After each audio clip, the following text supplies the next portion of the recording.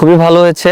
Last কয়েকদিন আমরা খুব ভালো প্র্যাকটিস করেছি এবং ব্যাটসম্যানরা খুব ভালো রেসপন্সিবিলিটি নিয়ে ব্যাটিং করেছে এবং বোলাররাও ভালো জায়গায় বল করেছে। আমার কাছে মনে হয় আমরা 100% ইউটিলাইজ করার চেষ্টা করেছি যে প্র্যাকটিস ফ্যাসিলিটিসটা পেয়েছি। এদের জন্য একটা বিরাট অপরচুনিটি, যেহেতু সামনে ODI world cup south Africa এবং জিম্বাবুয়ে আছে এবং আমরা এখানে 3টা ওডিআই ম্যাচ খেলার সুযোগ পাচ্ছি।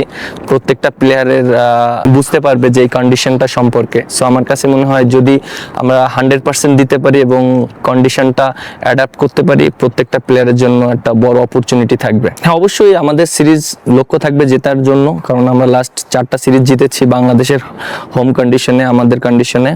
বাট এই কন্ডিশনে আমাদের জন্য একটু চ্যালেঞ্জিং হবে, বাট আমরা অনেক কনফিডেন্ট আছি যেহেতু আমরা লাস্ট 4টা সিরিজ জিতেছি এবং ব্যাটসম্যানরা ভালো ব্যাটিং করছে, বোলাররাও ভালো বোলিং করছে। সো আমার কাছে মনে হয় যে আমরা যদি প্রপারভাবে রেসপন্সিবিলিটি নিয়ে খেলতে পারি তাহলে আমরা অবশ্যই এই সিরিজ জিততে পারবো। I think it's all about the momentum.